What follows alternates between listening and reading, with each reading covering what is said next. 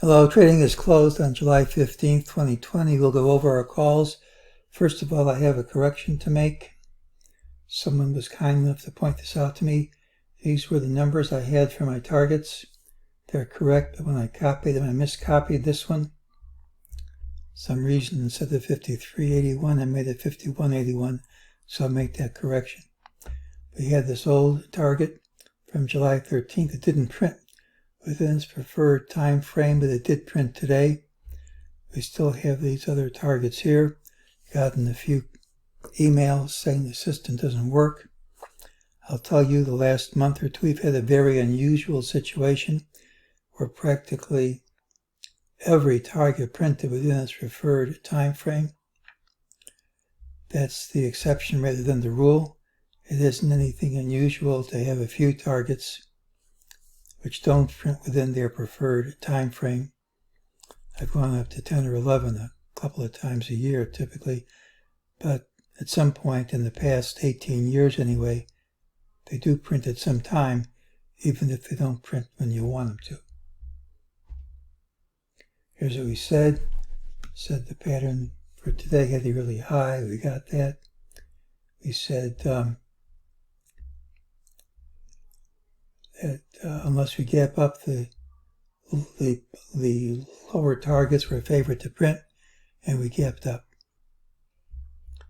The patterns today said all these squiggles were false moves. They'd retrace.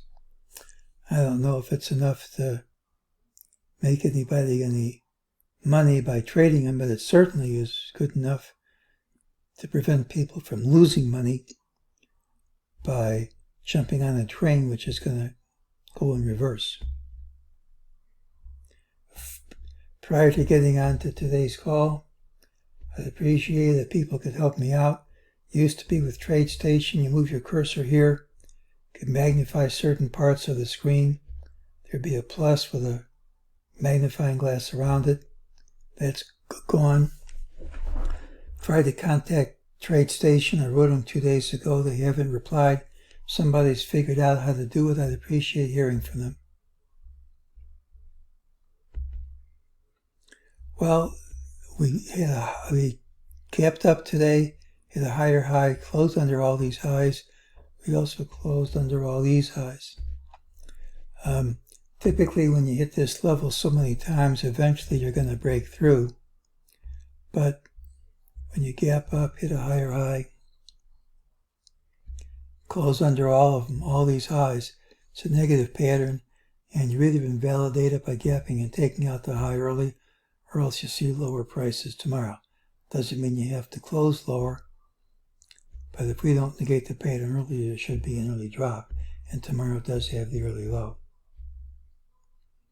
We're looking for the end of wave blue B. I'm not convinced we're there yet, but it could come at any time. Here's my target. Just because that works, it doesn't mean others don't. But if that's the right count, we're making an A, B, and we're in C. So if the idea is right, it shouldn't be too much longer in terms of time and price before we start wave blue C down, which should be a doozy. I'm just not convinced we're there yet. Well, tomorrow has the early low. Typically, it's a rally day with a high in the final hour. Early weakness implies further weakness in the days to come. We gapped up at a higher high, closed under them. Either we gap and overtake today's highs promptly, or lower prices print. Doesn't mean you have to close lower. We're getting close to my target. Whether or not that's the right target, we should be getting close to the end of the rally. Don't think there's a lot more upside left. Tomorrow's pattern has a really low. Typically it's a rally day, but if it shows weakness, I'd believe it, and that's today's call.